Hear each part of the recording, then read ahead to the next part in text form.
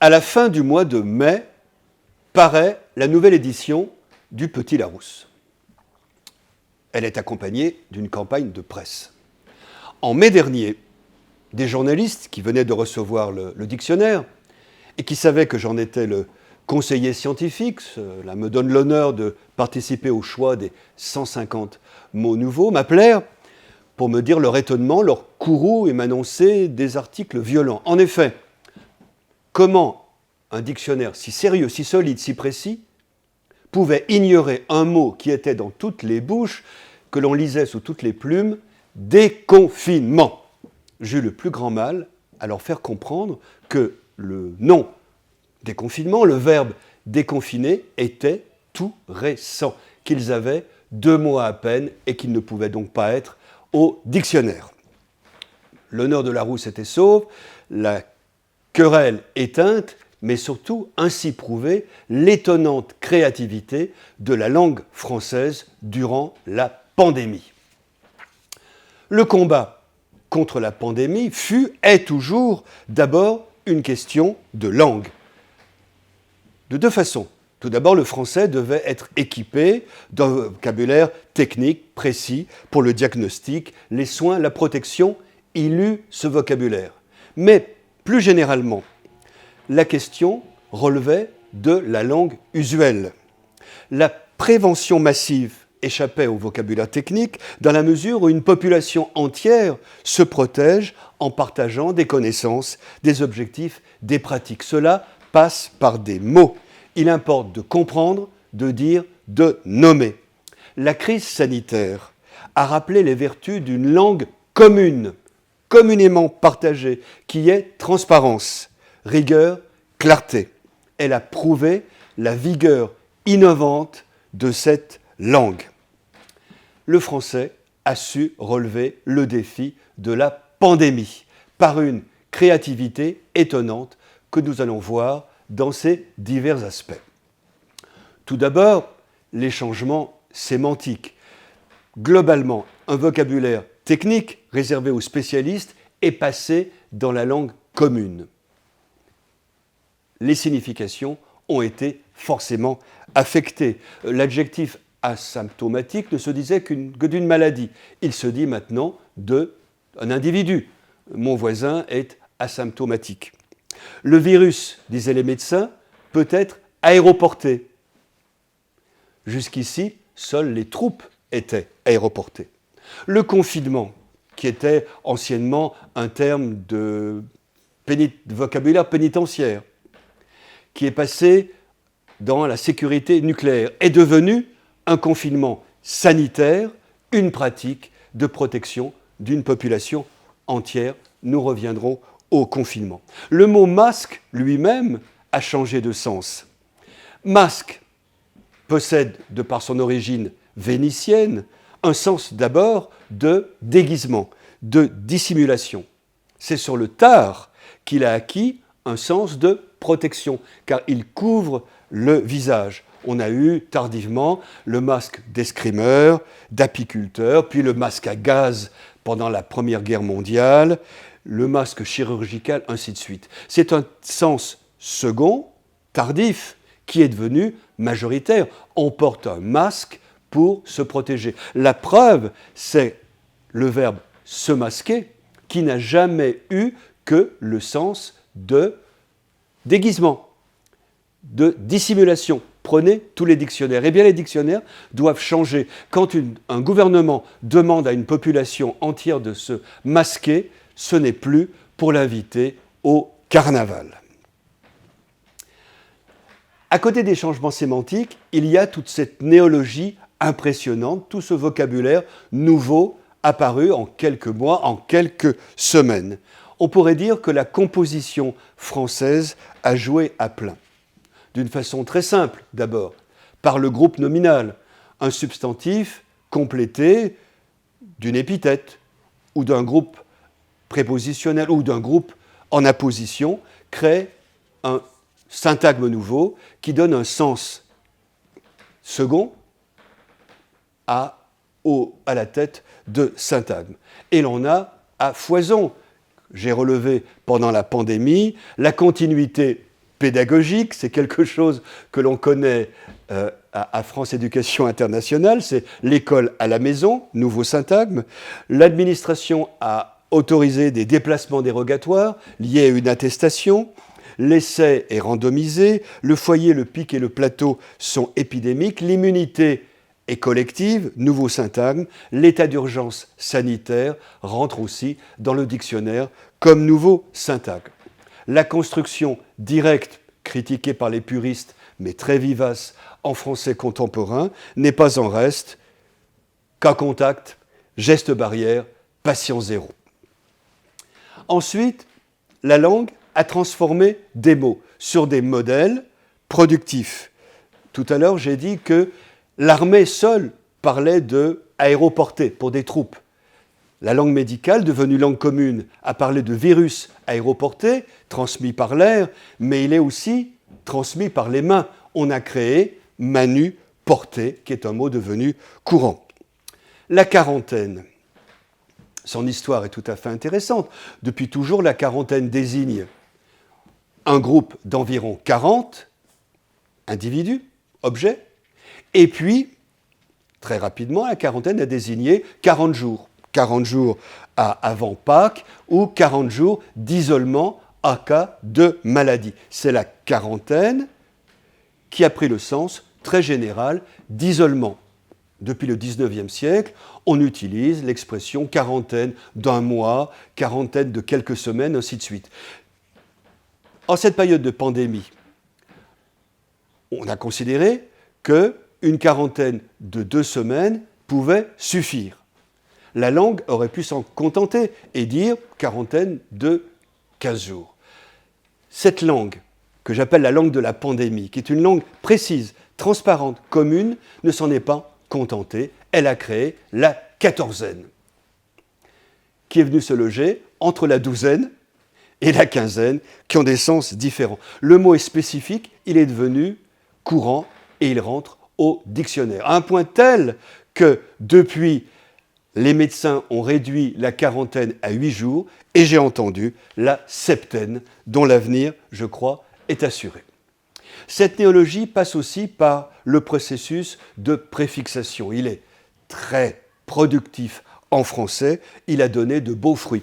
Revenons à notre confinement, qui était quelque peu attesté dans le domaine de la sécurité nucléaire. Il est passé dans le domaine médical et dans la langue usuelle, qui en a fait tout de suite le déconfinement, et le verbe a suivi, et ensuite la préfixation devant nos yeux a produit le post-confinement, après le confinement, son issue, le déconfinement donc, son retour, le reconfinement, que précède peut-être un pré-reconfinement en attendant un possible redéconfinement. C'est-à-dire que la préfixation a donné lieu à une sorte de fête préfixale de la langue qui, en quelques semaines, a produit toute une famille lexicale joyeuse. Notons au passage que bien des langues, et des langues proches comme l'italien, l'allemand, ne disent pas confinement.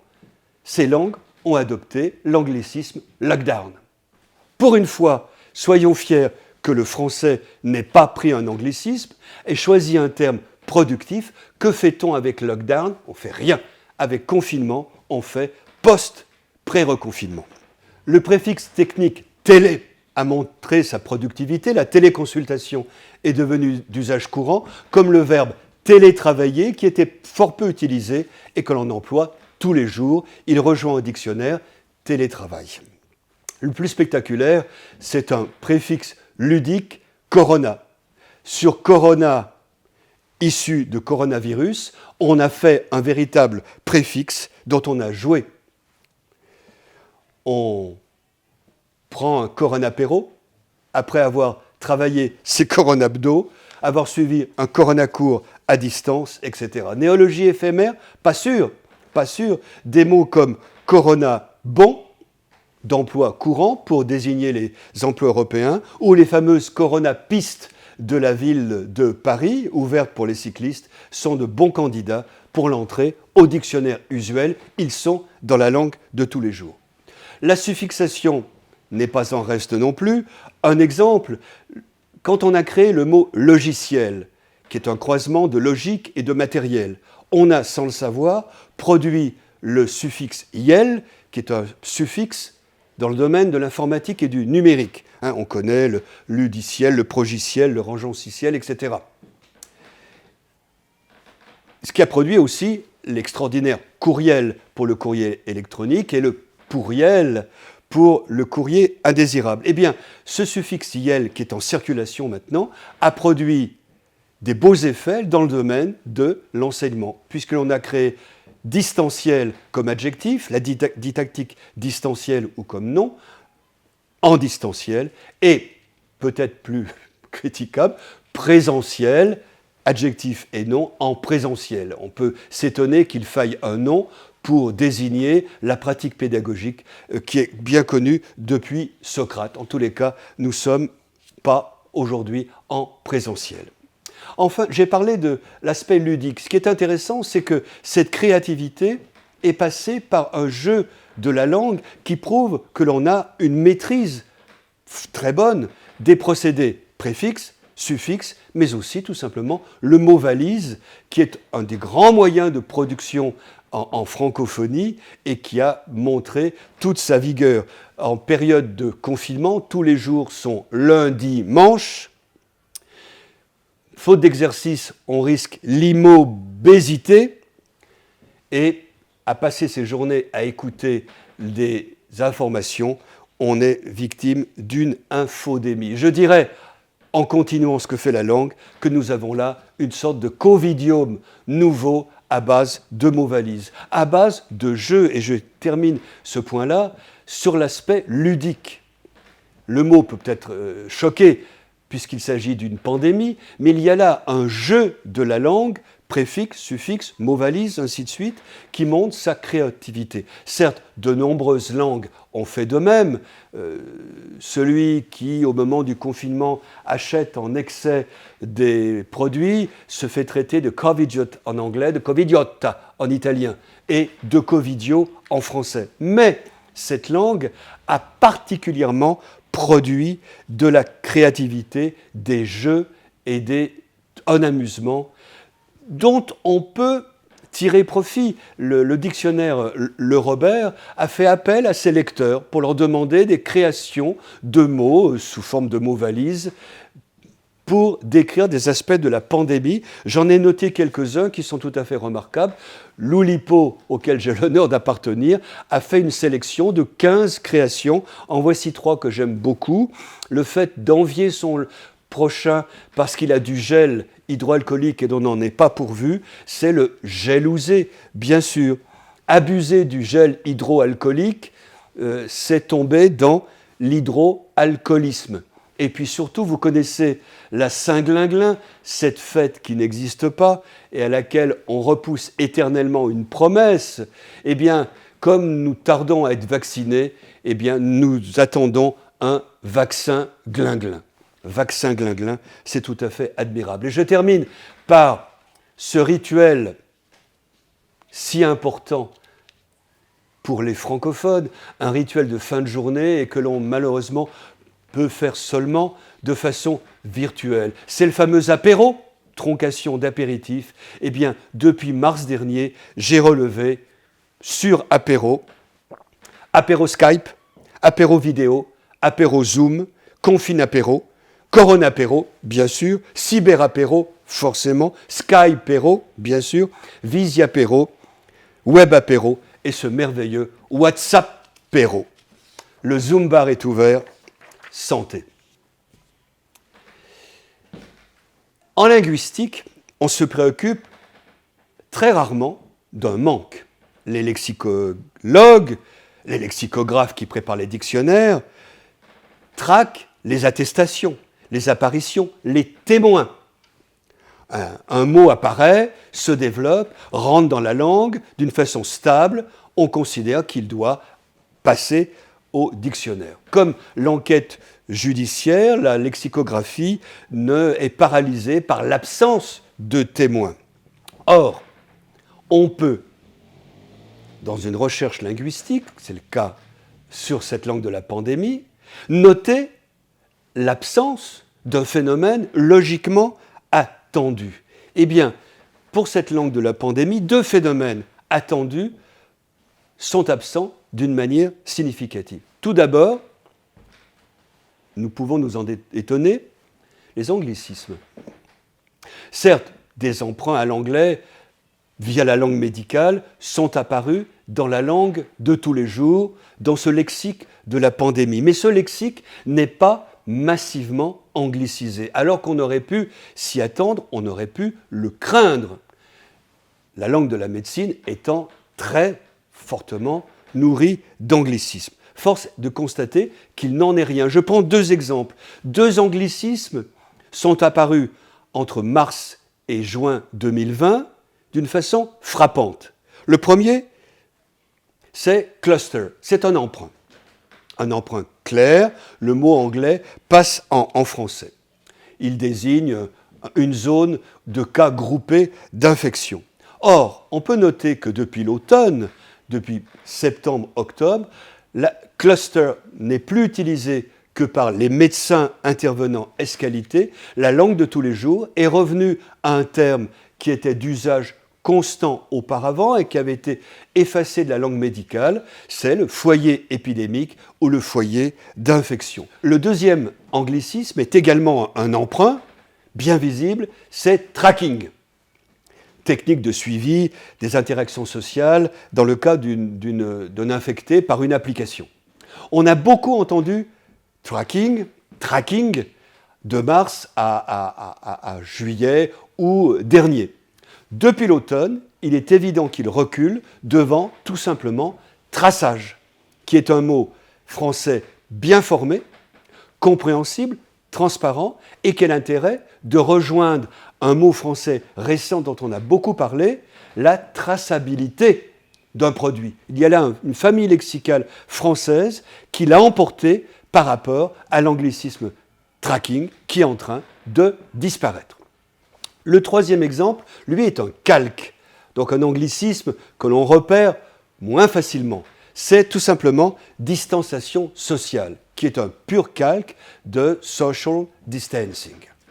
C'est un calque très fâcheux, car l'adjectif anglais social est neutre. Il désigne les rapports des individus entre eux. L'adjectif français social, depuis la Révolution de 1830, a pris un sens secondaire, mais devenu majoritaire aujourd'hui, par lequel il renvoie aux catégories de la société telles qu'elles induisent des comportements, des préjugés, et aussi telles qu'elles induisent une lutte éventuellement de classe. On parle de mouvement social, de revendications sociales, et par suite des affaires sociales, d'une politique sociale.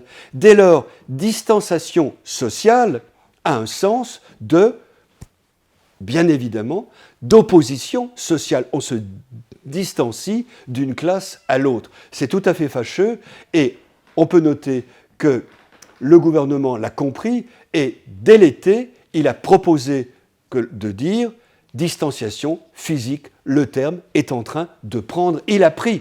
On parle de distanciation physique. On voit comment la langue française a résisté et a évolué du côté de la précision dans le domaine de la protection sanitaire.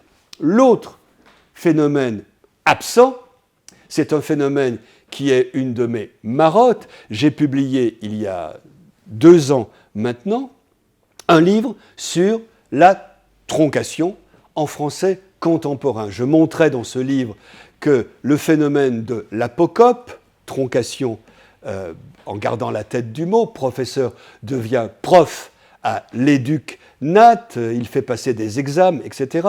Cette apocope qui a commencé au début du XIXe siècle a pris une extension considérable de nos jours. Tous les métiers, toutes les générations, tous les groupes sociaux pratiquent la troncation, qu'il s'agisse de la police qui vous met en garde-à-vue après une perquise ou l'éducation nationale où l'on passe des examens, l'agrègue, etc.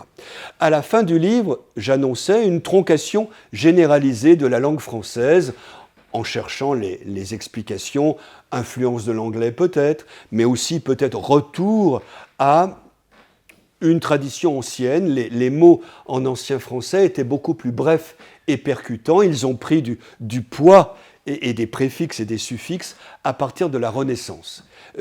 J'y voyais aussi, troisième explication, un effet d'une sorte de fragmentation sociale qui faisait que chaque groupe avait ses propres mots qu'il fallait connaître et reconnaître. Après tout, j'ai aimé ta conf peut signifier soit j'ai aimé ta confiture, si on parle à quelqu'un qui fait de la confiture, soit j'ai aimé ta conférence, si on parle à un conférencier. Donc je craignais une sorte de segmentation, de fragmentation de la langue. La pandémie prouve négativement ma thèse. En effet, la langue française de la pandémie ne tronque pas. Confinement devait donner conf. Nous sommes en plein conf. D'autant plus aisément que la conf, je viens de le montrer, existe déjà. Et donc, je m'attendais à conf, déconf, à vax pour le vaccin, puisque de toute façon l'anglicisme anti-vax existe, ainsi de suite. Rien de tout cela. Pas une attestation de troncation dans la langue de la pandémie. L'explication me semble évidente. Nous avons affaire à une appropriation collective. Quels sont les traits de cette langue de la pandémie que nous venons de voir ? 1. Une créativité spectaculaire, notamment ludique. On crée des mots, on joue avec la langue, on se l'approprie. Deuxièmement, une faible anglicisation, peu d'anglicisme et très vite francisé, très vite mis hors de la langue commune. Et enfin, absence de troncation. C'est clair, éclatante appropriation collective de la langue. La réponse collective à la pandémie commence par le partage d'une langue bien faite, transparente, de qualité, précise. Il faut savoir de quoi on parle, comment on réagit et comment on réagit ensemble. Dans la crise, la langue a été concertée. Pas question de parler de conf, on parle de confinement. Le mot est précis, il est partagé. On ne joue pas à la complicité de clin d'œil qui est celle de la troncation en général. C'est avec des mots français et bien formés, en grand nombre, précis, connus de tous, qu'on lutte collectivement contre la pandémie. Pour conclure, je dirais que la pandémie a montré, et elle montre encore par toutes les créations que l'on peut noter tous les jours, elle montre au travers d'une appropriation collective la très bonne santé de la langue française.